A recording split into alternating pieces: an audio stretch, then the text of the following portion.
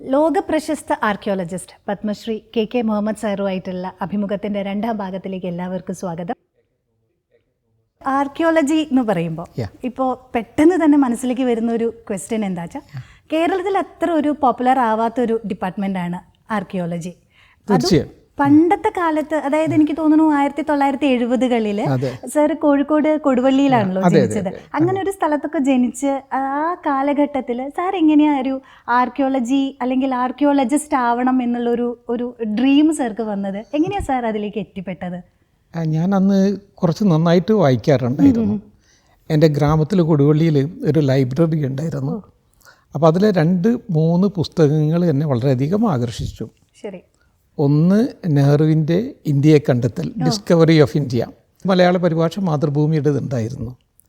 പിന്നെ glimpses of world history. ഈ 2 പുസ്തകവും അതിൽ ധാരാളം കാര്യങ്ങളെക്കുറിച്ച് പറയുന്നുണ്ടായിരുന്നു, ആർക്കിയോളജിക്കൽ കാര്യങ്ങളെക്കുറിച്ച്. പിന്നെ അന്ന് ഞങ്ങൾ മാപ്പിളാസ് മുസ്ലിം കമ്മ്യൂണിറ്റി 5ാം ക്ലാസ് വരെ മാത്രമേ മലയാളം പഠിക്കുകയുള്ളൂ. 6ാം ക്ലാസ് മുതൽ അറബിക്കായിരിക്കും. പക്ഷേ ഞങ്ങൾ മലയാളത്തിൽ കുറച്ചുകൂടി സമ്പന്നരാക്കാൻ വേണ്ടിയിട്ട് ഒരു നോൺ ഡീറ്റെയിൽ ബുക്ക് ഉണ്ടായിരുന്നു. നോൺ ഡീറ്റെയിൽ എന്നാണ് അന്ന് പറയാറുണ്ടായിരുന്നത്. അത് അന്നുള്ളത് ഇന്ത്യയുടെ ഹൃദയത്തിലൂടെ എന്ന് പറഞ്ഞ ഉമയനല്ലൂർ ബാലകൃഷ്ണ പിള്ളയുടെ ഒരു പുസ്തകം. അപ്പോൾ അന്ന് ആ പുസ്തകത്തിൽ അദ്ദേഹം ആർക്കിയോളജിക്കൽ എക്സ്കവേഷൻസിനെ കുറിച്ചും അദ്ദേഹം ബീഹാറിൽ പോയതും നളന്ദയിൽ പോയതും നളന്ദ യൂണിവേഴ്സിറ്റിയിൽ പോയതും ഈ കാര്യങ്ങളൊക്കെ വളരെ വിശദമായിട്ട് പ്രതിപാദിച്ചിരുന്നു. അപ്പം അന്നാണ് എനിക്ക് തോന്നിയത്, ഈ രംഗത്ത്, ആർക്കിയോളജിയുടെ രംഗത്ത് ഒന്ന് പഠിച്ചാൽ നന്നായിരുന്നു എന്ന് ചെറിയൊരാഗ്രഹം. അത് അവ്യക്തമായ ആഗ്രഹമാണ്. ഇതൊക്കെ സ്കൂളിൽ പഠിക്കുന്ന കാലത്ത്, സ്കൂളിൽ പഠിക്കുന്ന 9-10 പഠിക്കുന്ന കാലത്ത്. പിന്നെ ഞാനൊരു തീരുമാനം എടുത്തു. ഈ നെഹ്റുവിൻ്റെ പുസ്തകവും ഉമയനല്ലൂർ ബാലകൃഷ്ണ പിള്ളയുടെ പുസ്തകവും പഠിച്ചതിന് ശേഷം ഒരു തീരുമാനമെടുത്തു. ഇനി പഠിക്കുകയാണെങ്കിൽ 10ാം ക്ലാസ് അന്ന് പാസ്സാകുക എന്ന് പറഞ്ഞാൽ വളരെ ബുദ്ധിമുട്ടുള്ള കാര്യമാണ്. ഇനി പാസ്സാവുകയാണെങ്കിൽ ചരിത്രം ഉറങ്ങിക്കിടക്കുന്ന സ്ഥലത്തായിരിക്കും ഞാൻ പഠിക്കുക എന്ന്. ചരിത്രം ഉറങ്ങിക്കിടക്കുന്നത് ഒന്ന് ആഗ്ര, ഡൽഹി, അതേപോലെ കൃഷ്ണൻ്റെ മഥുര, ഇതേപോലുള്ള സ്ഥലങ്ങളായിരുന്നു. അപ്പോൾ എനിക്ക് അഡ്മിഷൻ കിട്ടിയത് എൻ്റെ 1-2 സുഹൃത്തുക്കളുണ്ടായിരുന്നവരിലൂടെ അലിഗഡ് മുസ്ലിം യൂണിവേഴ്സിറ്റി. അപ്പോൾ അലിഗഡിൽ നിന്ന് ആഗ്ര 50 കിലോമീറ്ററാണ്, ഡൽഹി 100 കിലോമീറ്ററാണ്. 35 കിലോമീറ്റേഴ്സിൽ മഥുരയിലെത്താം. പിന്നെ ഈ സ്ഥലങ്ങളുമായിട്ടുള്ള പലപ്പോഴും പല സമയങ്ങളിലും പോകാനും അവയെക്കുറിച്ച് വായിക്കാനും പഠിക്കാനുള്ള അവസരങ്ങൾ കിട്ടി. പിന്നീട് ഞാൻ നളന്ദയുടെ ഇൻചാർജായി മാറുകയും ചെയ്തു. അന്ന് പഠിച്ചിരുന്ന നളന്ദ സമയത്ത്. അതെ. അപ്പോൾ എനിക്ക് ഈ സ്ഥലങ്ങളിലൊക്കെ ഇൻചാർജായി വന്നപ്പം താജ്മഹലിൻ്റെ ഇൻചാർജായി വന്നു, കുത്തബ് മിനാറിൻ്റെ ഇൻചാർജായി വന്നു, അതുപോലെ ബീഹാറിലെ ധാരാളം സ്ഥലങ്ങളിലെ ഇൻചാർജായി വന്നു. അപ്പോഴൊക്കെ എനിക്ക് തോന്നിയത് ഈ പുസ്തകങ്ങളെക്കുറിച്ചാണ്. ഞാൻ എപ്പോഴും മടങ്ങി വരുന്ന ഈ പുസ്തകങ്ങളിലേക്കായിരുന്നു. അങ്ങനെയാണ് ഞാൻ ഒരു ആർക്കിയോളജിസ്റ്റായിട്ട് മാറുന്നത്. സർ ഇപ്പോൾ റിട്ടയർ ആയിട്ട് ഒരു 10 years ഒക്കെ ആയിട്ടുണ്ട്. 10-11 years ആയി. ഓക്കെ. അപ്പോൾ ഈ റിട്ടയർമെൻറ്റിന് ശേഷം സാർ എന്താ ചെയ്തുകൊണ്ടിരിക്കുന്നത്? ഞാൻ കുറേ വർഷം ആഗാ ഖാൻ ട്രസ്റ്റ് എന്ന് പറയുന്ന ഒരു ട്രസ്റ്റ് ഉണ്ടായിരുന്നു. അതിൻ്റെ കീഴിൽ ഇതേപോലുള്ള അവിടെയുള്ള ഹൈദരാബാദിലുണ്ടായിരുന്ന പല മോണ്യുമെൻറ്റ്സും അതിൻ്റെ കൺസർവേഷൻ നടത്തുന്നുണ്ടായിരുന്നു. പിന്നീട് ഞാൻ ആദ്യം ചെയ്തു വെച്ച ഈ ചമ്പൽക്കാടുകളിൽ കൊള്ളക്കാരുടെ കൂടെ നിന്നുകൊണ്ട് ഒരു 80 ക്ഷേത്രങ്ങൾ അത് പുനരുദ്ധരിച്ചു. ഞാൻ അതിൻ്റെ ഒരു ഫോട്ടോ എവിടെ കണ്ടിരുന്നു സാർ, ഒരു കൊള്ളക്കാരൻ്റെ കൂടെ. ഒരു പേര് ഞാൻ മറന്നു വെച്ചു. നിർഭയ സിംഗ് ഗുജ്ജർ. അയാളുടെ കൂടെ അങ്ങനെ ഒരു കൊള്ളക്കാരനെ കാണാൻ പറ്റി ഫോട്ടോയിൽ കൂടെ നിൽക്കുന്നത്. അവരെയും കൂടെ കൂട്ടിയിട്ട് സാറ് കുറച്ച് ക്ഷേത്രങ്ങളൊക്കെ അവരുടെ സഹായത്തോട് കൂടിയിട്ട് ഒരു 80 ക്ഷേത്രങ്ങൾ, അത് തകർന്ന് തരിപ്പണമായിട്ടുള്ള ക്ഷേത്രങ്ങൾ, അതൊരു ഭൂമി കുലുക്കത്തിൽ, അത് മുസ്ലിം ആക്രമണത്തിലൊന്നുമല്ല, ഒരു ഭൂമി കുലുക്കത്തിൽ തകർന്നു പോയ ക്ഷേത്രങ്ങൾ, അത് അവരുടെ കൂടെ നിന്നുകൊണ്ട്, കാരണം പിന്നെ you cannot do anything without getting their support there, അവരുടെ കൂടെ നിന്നുകൊണ്ട് രണ്ടാമത് പടുത്തുയർത്താൻ കഴിഞ്ഞു. അത് 80 പൂർത്തിയാക്കിയിട്ടുണ്ട്. സാറിൻ്റെ ക്യാരക്ടറിന് സാറ് സംസാരിച്ച കൊള്ളക്കാരൻ കൂടെ നിൽക്കും. ശരി. മറ്റൊരു ഇത് ചെയ്യുന്നത് ഇൻഫോസിസിൻ്റെ പിന്നെ ഒരിക്കലും സുധാ നാരായൺ മൂർത്തി അവർ എനിക്ക് ഫോൺ ചെയ്തു. പിന്നെ അവർ പറഞ്ഞു, നിങ്ങളെക്കുറിച്ച് ധാരാളം കേൾക്കുന്നുണ്ട്, and I would like to see those monuments, ഈ ക്ഷേത്രങ്ങൾ കാണാൻ ആഗ്രഹിക്കുന്നുണ്ടെന്ന് പറഞ്ഞു. അപ്പം സുധാ നാരായൺ മൂർത്തിജി എന്ന് പറഞ്ഞാൽ ഒരു വലിയ ബിസിനസ് പ്രതിഭയാണ് അദ്ദേഹം, ഒരു എഴുത്തുകാരിയാണ്. ഇങ്ങനെയുള്ള ധാരാളം ഗുണങ്ങളുള്ള, പിന്നെ ആർക്കിയോളജിയെക്കുറിച്ചും അതുപോലെ ഹിന്ദു ഐക്കണോഗ്രാഫിയെക്കുറിച്ചും ഒക്കെ വളരെ പരിപക്വമാർന്ന ആളാണ് അവർ. അപ്പം അവർ പറഞ്ഞു, അപ്പോൾ ഞാൻ പിന്നെ അവരുടെ കൂടെ പോയി ഈ സ്ഥലങ്ങൾ മുഴുവൻ കാണിച്ചു കൊടുത്തു. അപ്പോൾ അവരൊരു 4 കോടി രൂപ ഇൻഫോസിസിൻ്റെ വകയായിട്ട് ഈ ക്ഷേത്രങ്ങളുടെ സംരക്ഷണത്തിന് വേണ്ടി തന്നിട്ടുണ്ട്. അതിൻ്റെ വർക്കുകൾ ഇപ്പോഴും നടന്നു പോകുന്നുണ്ട്. അപ്പം ഈ അങ്ങനെയുള്ള ധാരാളം കൺസർവേഷൻസ് വർക്ക്സ് ഇന്ന് നടക്കുന്നുണ്ട്. ഞാൻ ജോലിയിലില്ലെങ്കിലും അത് വേണ്ടിയുള്ള ഉപദേശ നിർദ്ദേശങ്ങൾ മുഴുവനും നൽകുന്നുണ്ട്. അതെ അതെ. കേരളത്തിൽ വന്നാൽ ചെറിയൊരു എങ്ങനെ തൃശ്ശൂരില്ല ഞാൻ ചെയ്തിട്ടില്ല. പക്ഷെ തൃശ്ശൂർ ഞാൻ അത് എക്സ്കവേഷൻ നടത്തിയിട്ടുണ്ട്. അവിടെ കുന്നംകുളത്ത് എക്സ്കവേഷൻസ് എക്സ്കവേഷൻസ് ആണ്. അത് നമ്മുടെ അത് മഹാശിലായുഗത്തിലെ നമ്മുടെ തൊപ്പിക്കല്ല്, കുടക്കല്ല് എന്ന് പറയുന്ന കല്ലുകളുണ്ട്. അത് മഹാശിലായുഗത്തിൽ അയൺ ഏജിലായിരുന്നു. അതിൽ നടന്ന ഇതാണ്. അതല്ലാതെ കേരളത്തിൽ ഏറ്റവും വലിയത്, കേരളത്തിൽ ധാരാളം അമ്പലങ്ങളാണുള്ളത്. അപ്പോൾ അമ്പലങ്ങളുടെ പ്രവേശനം കേരളത്തിൽ അതൊരു വലിയ പ്രശ്നമാണ്. അപ്പോൾ അതുകൊണ്ട് എൻ്റെ പോസ്റ്റിംഗ് ഒരിക്കലും കേരളത്തിൽ ഉണ്ടായിട്ടില്ല. മദ്രാസിലുണ്ട്, കാരണം മദ്രാസിൽ ഇങ്ങനത്തെ റെസ്ട്രിക്ഷൻസ് ഇല്ല. അപ്പോൾ അതുകൊണ്ട് മദ്രാസ് വരെ വന്നിട്ടുണ്ട്. പക്ഷെ കേരളത്തിലേക്ക് കടക്കാനുള്ള ലൈസൻസ് എനിക്ക് ഇതുവരെ കിട്ടിയിട്ടില്ല. ഈ excavations actually based on temples ആണോ കൂടുതലായിട്ട് വരുന്നത്? അല്ല, എല്ലാം ഉണ്ട്. കാരണം ഇപ്പോൾ ഞാൻ ആഗ്രയിലൊക്കെ വർക്ക് ചെയ്തിരുന്ന അവസരത്തിൽ ഒരു പ്രദേശത്തിനനുസരിക്കും. അപ്പം പിന്നെ അവിടെ മുഗൾ മോണ്യുമെൻറ്റ്സ് ആണ് ധാരാളം. അതെ. ഇപ്പോൾ ഫത്തേപൂർ സിക്രിയിലൊക്കെ ഞാൻ അവളോട് 10 വർഷത്തോളം എക്സ്കവേറ്റ് ചെയ്തിട്ടുണ്ട്. അപ്പം അതൊക്കെ മുഗൾ മോണ്യുമെൻറ്റ്സ് ആയിരുന്നു. പിന്നെ അതേപോലെ ഡൽഹിയിലുള്ളത് മുഗൾ മോണ്യുമെൻറ്റ്സും സൽത്തനത്ത് മോണ്യുമെൻറ്റ്സ് എന്ന് പറയും. അതിൻ്റെ മുമ്പുള്ള കാലഘട്ടം ഈ എക്സ്കവേഷൻസൊക്കെ ഇതുണ്ട്. എക്സ്കവേഷൻസും ഉണ്ടാവും, കൺസർവേഷൻസും ഉണ്ടാവും. കുത്തബ് മിനാർ, ബാക്കിയുള്ള റെഡ് ഫോർട്ട്. ഈ റെഡ് ഫോർട്ടിൻ്റെ ഉള്ളിൽ തന്നെ ഞാൻ താമസിക്കാറുണ്ടായിരുന്നു. അപ്പോൾ വളരെ നല്ല അനുഭവമാണ് എനിക്കിതുവരെ ഉണ്ടായിട്ടുള്ളത്. പിന്നെ പ്രശ്നങ്ങളുണ്ടാകും. ആ പ്രശ്നങ്ങളെ പരിഹരിക്കുക എന്നുള്ളതാണ് ചാലഞ്ചസ്. ഇപ്പോൾ കൊള്ളക്കാരുടെ കൂടെ എന്ന് പറയുകയാണെങ്കിൽ അവരുടെ കൂടെ നിന്നുകൊണ്ട് അതൊരു ഹ്യൂമൻ എൻജിനീയറിങ് ആയിരുന്നു. കാരണം 1 പോലീസുകാർ, 2 കൊള്ളക്കാർ, അവരോടൊപ്പം തന്നെ ആർക്കിയോളജിസ്റ്റുകളും. കാരണം ഈ കൊള്ളക്കാരുമായിട്ട് അടുക്കാനുള്ള എനിക്കൊരു അടുപ്പം ഉണ്ടാക്കി തന്നത് ഒരു വലിയ പോലീസ് ഓഫീസറായിരുന്നു. അത് വിജയരാമൻ എന്നായിരുന്നു അദ്ദേഹത്തിൻ്റെ പേര്. ഒറിജിനലി തൃശ്ശൂർക്കാരനാണ്. പക്ഷേ അദ്ദേഹം മലയാളം അറിയില്ല, കുറച്ചു അറിയാം എന്ന് പറയുന്ന ടൈപ്പിലാണ്. അദ്ദേഹമായിരുന്നു അവിടെ ഏറ്റവും വലിയൊരു കൊള്ളക്കാരുണ്ടായിരുന്നു, പാൻസിംഗ് തോമർ എന്ന് പറഞ്ഞ്. ആ കൊള്ളക്കാരനെ കൊന്നത് അദ്ദേഹമായിരുന്നു. അപ്പോൾ അദ്ദേഹത്തിന് വലിയ പേരുണ്ടായിരുന്നു. പിന്നെ ഗാസി ബാബ എന്ന് പറഞ്ഞ പാർലമെൻറ്റ് ബോംബ് ചെയ്തതിൻ്റെ സൂത്രധാരുണ്ടായിരുന്നു. അയാളെ കൊന്നതും ഇദ്ദേഹമായിരുന്നു. അപ്പോൾ അദ്ദേഹമാണ് എന്നെ കൂടുതൽ സഹായിച്ചത്. അതുകൊണ്ടാണ് ഈ കൊള്ളക്കാരിലേക്ക് പോകാൻ കഴിഞ്ഞ, അല്ലെങ്കിൽ അവരുടെ അടുത്തേക്ക് പോകാൻ പറ്റില്ല. അല്ല, പക്ഷെ എന്നാലും കൊള്ളക്കാരുടെ അടുത്ത് പോയി രാത്രി കൊള്ളക്കാർ രാവിലെ സാറിന് വേണ്ടി ജോലി ചെയ്യുന്നവരായി മാറിയില്ലേ അവർ? ധാരാളം പേര് അങ്ങനെ ഉണ്ടായിരുന്നു. പിന്നെ ചില ആൾക്കാർ കംപ്ലീറ്റ് അത് ഒഴിവാക്കിയിട്ട് അവർ സറണ്ടർ ചെയ്ത് ഒഴിവാക്കിക്കൊണ്ട് ഞങ്ങളുടെ കൂടെ ധാരാളം പേരുണ്ട്. ഈ എക്സ്കവേഷൻസ് ഒക്കെ ചെയ്യുന്നത് ഇപ്പോൾ ഏതെങ്കിലും ആരുടെയെങ്കിലും റിക്വസ്റ്റ് പ്രകാരമോ ഒക്കെ ആയിരിക്കും അല്ലേ? എന്തെങ്കിലും ഔട്ട് ഓഫ് ഓർഡർ ഒക്കെ ആയിരിക്കില്ലേ ചെയ്യുന്നുണ്ടാവുക? അല്ല, ഞങ്ങൾ ആദ്യം ആ സ്ഥലം പോയിട്ട് പഠിച്ചതിന് ശേഷം അതിൻ്റെ ഹിസ്റ്റോറിക്കൽ ഡാറ്റ മുഴുവനും കളക്ട് ചെയ്യും. അതിനുശേഷം ഡാറ്റ കളക്ട് ചെയ്തതിന് ശേഷം പിന്നെ ആർക്കിയോളജിക്കലി എന്ത് ചെയ്യാൻ കഴിയും എന്നുള്ളതിനെ പറ്റി പഠിക്കും. അപ്പോൾ സമഗ്രമായിട്ട് ഇതിനെക്കുറിച്ചൊക്കെ പഠിച്ചതിന് ശേഷം വേണ്ടി മാത്രമേ എക്സ്കവേഷൻ്റെ മുതിരുകളുള്ളൂ. അതെ, കാരണം അതൊരു എക്സ്കവേറ്റ് ചെയ്തെടുക്കുന്ന അവസരത്തിൽ അതൊരു നമുക്ക് ചരിത്രത്തിന് കൊടുക്കുന്നൊരു വലിയ സംഭാവനയായിട്ട് മാറണം. എന്നാൽ മാത്രമേ ഇതിലേക്ക് പോവുള്ളൂ. അതെ, അല്ലാതെ പിന്നെ ഇത് പല സ്ഥലങ്ങളിലും, ഇപ്പം ഡൽഹിയിലൊക്കെ പല സ്ഥലങ്ങളിലും കുഴിച്ചാൽ കിട്ടിയേക്കും. പക്ഷെ അത് കുഴിച്ചത് കൊണ്ട് മാത്രമായിട്ടില്ല. നമുക്കത് എന്താണ് എന്നുള്ളത് കൂടി ബന്ധിപ്പിക്കാൻ കഴിയുമെങ്കിൽ മാത്രമേ അതിന് അതിൻ്റേതായിട്ടുള്ള രൂപത്തിലുള്ള പ്രാധാന്യം ഉണ്ടാവുകയുള്ളൂ. സാറിനോട് ഇപ്പോൾ കണ്ടിട്ട്, സാറിനോട് ഇത്രയും സംസാരിച്ചിട്ടാണ് ശരിക്കും ആർക്കിയോളജിസ്റ്റ് എന്ന് പറഞ്ഞു കഴിഞ്ഞാൽ ഇത്രയും ഒരു രസകരമായിട്ടുള്ളൊരു സംഭവമാണ്. രസകരം ഇൻ ദ സയൻസ്, എളുപ്പം എന്നല്ല ഞാൻ പറയണത്. പക്ഷെ എന്നാലും ആ ഒരു ഹിസ്റ്ററിയിലേക്ക് പോവുക, അത് ലോകത്തിന് കാണിച്ചു കൊടുക്കുക എന്നൊക്കെ പറഞ്ഞു കഴിഞ്ഞാൽ അത് ഒരു ജിജ്ഞാസുവായിരിക്കണം, ഇൻക്വിസിറ്റീവ് മൈൻഡ് ആയിരിക്കണം. എങ്കിൽ മാത്രമേ പിന്നെ കുറച്ച് വെയിലും മഴയും കൊള്ളാനുള്ള കഴിവുണ്ടാവണം. ഒരു സ്പോർട്സ്മാൻ ആയിട്ട് കൊണ്ട് തന്നെ നടക്കണം. ക്ഷമ വേണം, ക്ഷമ വേണം, ക്ഷമ നല്ലോണം വേണം. നന്നായിട്ട് വേണം. ഈ ബ്രഷ് കൊണ്ട് മണ്ണ് മാറ്റിയിട്ട് ചെയ്യണമെങ്കിൽ ചെറിയ ക്ഷമ പോരാ. ഇത് കൊള്ളക്കാരെ പറഞ്ഞ പോലെ നക്സലൈറ്റുകളുമായിട്ട് ബന്ധമുണ്ടായിരുന്നു. പിന്നെ ഞാൻ ഛത്തീസ്ഗഡിൽ വർക്ക് ചെയ്യുന്ന സ്ഥലത്തിൽ, പക്ഷെ അവരൊക്കെ നമ്മളെ സഹായിച്ചു. കാരണം ഒരല്പം ഞാൻ പിന്നെ പൊതുവെ സാധാരണക്കാരനുമായിട്ട് വളരെ അടുത്ത് കഴിയുന്ന ആളാണ്. ഓഫീസർ എന്ന നിലക്കല്ല പോകുന്നത്. അപ്പോൾ അവിടെ പോയി കഴിഞ്ഞാൽ മണ്ണ് ചുമക്കാനും മണ്ണ് വെട്ടാനും ഒക്കെ തയ്യാറാകുന്ന സാധാരണക്കാരനെ പോലെ വർക്ക് ചെയ്യുന്നു. അപ്പോൾ അതുകൊണ്ട് അവരുമായിട്ട് കൂടുതൽ നമുക്ക് അടുക്കാൻ കഴിയും. അടുത്ത് കഴിഞ്ഞാൽ അവർ നമുക്ക് വേണ്ടി എന്തും ചെയ്യും, അതെ തരും. അങ്ങനെയുള്ളൊരു ബന്ധങ്ങൾ ഉണ്ടാക്കാൻ കഴിയണം. അപ്പോൾ അത് you have to come down to the people. ഒരു റാപ്പോ ബിൽഡ് ചെയ്യണം. അതെ. ഈ ഇതിൽ സാറിൻ്റെ ഒരു ജോലിയുടെ ഒരു ഭാഗമായിട്ട് എത്രയും ലോങ് ടേം ആയിട്ട് ഒരു എക്സ്കവേഷൻ നടന്നത് ഏതെങ്കിലും? അത് ഈ ഫത്തേപൂർ സിക്രിയിൽ 10 വർഷം അവിടെ വലിയ കണ്ടുപിടുത്തങ്ങൾ നടത്താൻ പറ്റി.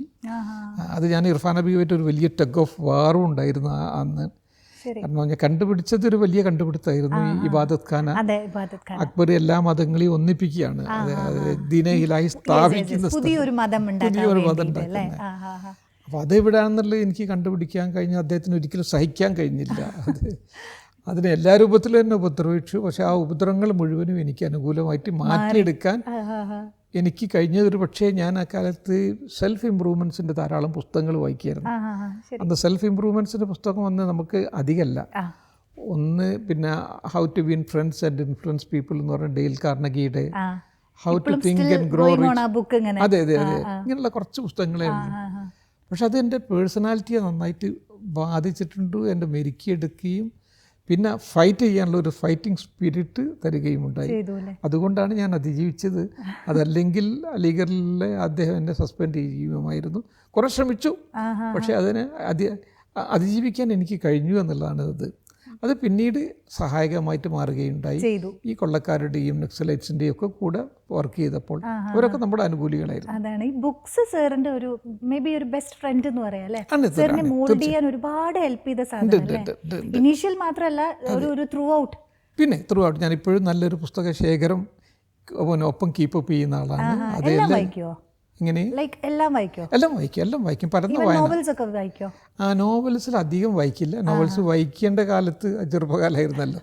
അന്ന് കുറച്ച് സീരിയസ് ആയ ആളായിപ്പോയി. അതൊരു ചെറിയ തെറ്റാണ് എന്ന് തോന്നുന്നുണ്ട്. പക്ഷെ അധികം വായിക്കാറില്ല. എന്നാലും കുറച്ച് കാര്യങ്ങളൊക്കെ വാങ്ങി വെക്കും. സാർ കൂടുതലായിട്ട് വായിക്കുന്ന ഈ ചരിത്രവും ആർക്കിയോളജിയും ആയിട്ടുള്ള പുസ്തകങ്ങളാണ് അധികം വായിക്കാറുള്ളത്. കൂടുതലായിട്ട് ഇഷ്ടപ്പെട്ട് വായിക്കുന്നത് ഞാൻ വായിച്ചിരുന്നു. സാർ കുറച്ച് ആളുകളുടെ കൂടെ ഇപ്പോൾ ഒബാമ അവരൊക്കെ വന്നപ്പോൾ അവരെ അനുഗമിച്ച് പോയിട്ടുണ്ട്. ഒരുപാട് സ്ഥലങ്ങൾ കാണിക്കാൻ വേണ്ടി പോയിട്ടുണ്ട് എന്നുള്ളത്. അതൊക്കെ ഈ പറഞ്ഞ പോലെ അവരുടെ ആവശ്യപ്രകാരം സാർ പോകുന്നതാണോ? അതല്ലെങ്കിൽ അവർ പറയോ ലൈക്ക് മുഹമ്മദ് സാർ വേണം? അല്ല, അവർ പറയില്ല. എംബസി അവർ പറയും. എംബസിക്ക് അറിയാം ആരാണ് ഇതിന് പിന്നെ പറ്റിയ ആളാരാണ്, ഇതിനെക്കുറിച്ച് അറിയണം. പിന്നെ ചില കാര്യങ്ങൾ എന്ന് പറയുകയാണെങ്കിൽ ഞാൻ ഡൽഹിയിലുണ്ടായിരുന്ന അവസരത്തിൽ ഞാൻ നേരത്തെ പറഞ്ഞല്ലോ, പിന്നെ സാധാരണക്കാരനുമായിട്ട് വളരെ അടുത്തിരുന്നു. പിന്നെ ഞാൻ ഡൽഹിയിൽ പഠിച്ചിരുന്ന കാലത്ത് ഡൽഹിയിൽ വർക്ക് ചെയ്തിരുന്ന അവസരത്തിൽ അത് കോമൺവെൽത്ത് വരാൻ പോകുന്ന സമയത്താണ്. 2010 കോമൺവെൽത്ത് വരാൻ വേണ്ടി പോകുന്നത്. അപ്പം ഡൽഹി മോണ്യുമെൻറ്റ്സിനെ പ്രിപ്പയർ ചെയ്യണം അതിനുവേണ്ടി. അപ്പോൾ എൻ്റെ കീഴിൽ ധാരാളം ജോലിക്കാരുണ്ടായിരുന്നു. ഇവർ മുഴുവനും വളരെ ദരിദ്രമായിട്ടുള്ള സ്റ്റേറ്റുകൾ, ബീഹാർ, ഒറീസ, ബംഗാൾ ഇങ്ങനെയുള്ള സ്ഥലങ്ങളിൽ നിന്ന് വരുന്ന ആളുകളാണ്. ഇവർ കുട്ടികളുമായിട്ടാണ് വരുന്നത്.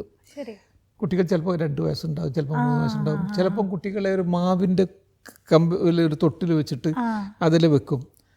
അപ്പം എനിക്കും എൻ്റെ ഭാര്യയ്ക്കും 2 പേർക്കും ഈ കാര്യങ്ങളിൽ വളരെയധികം പിന്നെ ഒരു മാനസികമായിട്ടുള്ള പരിഗണന കൊടുക്കുമായിരുന്നു. അപ്പോൾ ഞങ്ങളൊരു 5 സ്കൂൾസ് കുട്ടികൾക്ക് വേണ്ടി, സ്കൂൾ എന്ന് പറഞ്ഞാൽ സാധാരണ വലിയ സ്കൂളല്ല, ടെൻഡഡ് സ്കൂൾ. ഈ കുട്ടികൾക്ക് ഭക്ഷണം കൊടുക്കും, അവരെ പഠിപ്പിക്കും, അവർക്ക് യൂണിഫോം കൊടുക്കും. ഇങ്ങനെയുള്ള ചെറിയൊരു പ്രോഗ്രാം നമ്മളെ സാലറിയിൽ നിന്ന് തന്നെ വെച്ചുകൊണ്ടിട്ടുള്ള 5 സ്കൂള്. അത് ഒന്ന് കുത്തബ് മിനാറിലായിരുന്നു, ഒന്ന് റെഡ് ഫോർട്ടിലായിരുന്നു, ഒന്ന് പുരാനക്കിലയിലായിരുന്നു, ഒന്ന് തുഗ്ലക്കാബാദിലായിരുന്നു. ഇങ്ങനെയുള്ളൊരു 5 സ്കൂൾസ്. ഇങ്ങനെ വലിയ ചിലവൊന്നുമില്ല. കുറച്ച് പിന്നെ അവർക്ക് ഭക്ഷണം കൊടുക്കണം, ഭക്ഷണം അവിടെ ഉണ്ടാക്കാൻ ആളുകളാക്കും. ടീച്ചേഴ്സ് പിന്നിലുള്ള ഒരു വികാരം പൊതുവെ നമ്മൾ നല്ല പൊസിഷനിലെത്തി. നമ്മളൊന്നും അത്ര നല്ല പൊസിഷനിലെത്തേണ്ട ആൾക്കാരായിരുന്നില്ല. പക്ഷെ ദൈവാനുഗ്രഹം നല്ല പൊസിഷനിലെത്തി. ഇനി നമുക്ക് സമൂഹത്തിന് എന്ത് കൊടുക്കാൻ പറ്റും സർവേ ഭവന്തു സുഖിനാം സർവേ സന്തു നിരാമയ സർവേ ഭദ്രാണി പശ്ചന്തു ഇങ്ങനെയുള്ള അത് നമ്മൾക്ക് സമൂഹത്തിന് നമുക്ക് തിരിച്ചു കൊടുക്കണം എന്നുള്ള ഒരാഗ്രഹം ഉണ്ടായിരുന്നു. അപ്പോൾ അതുകൊണ്ടാണ് പല വിജയങ്ങളും ഉണ്ടാകുന്നത്. അപ്പോൾ ഒബാമ വന്ന അവസരത്തിൽ ഒബാമ അങ്ങനെയുള്ളൊരു പാസ്റ്റുള്ള ആളായിരുന്നു. അപ്പം എന്നോട് പറഞ്ഞു പിന്നെ ഈ സ്കൂൾസിലെ കുട്ടികളെയും കാണണമെന്ന് പറഞ്ഞു. അപ്പം ഗവൺമെൻറ് ഓഫ് ഇന്ത്യയിൽ ചില ആളുകൾക്ക് അതിൽ ചെറിയൊരു മടിയുണ്ടായിരുന്നു.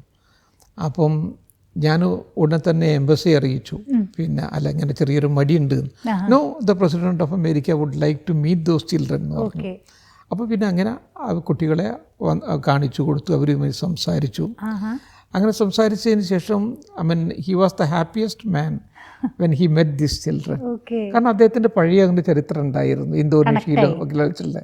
അപ്പോൾ അതുകൊണ്ട് നടന്ന വഴികൾ മറക്കാത്തൊരു മനുഷ്യനായിട്ടായിരുന്നു. അപ്പം ദാറ്റ് വാസ് ഇൻ 2010. അതെ, 2010 പിന്നെ നവംബർ ഡിസംബർ മന്തിലായിരുന്നു ഇത് നടന്നിരുന്നത്.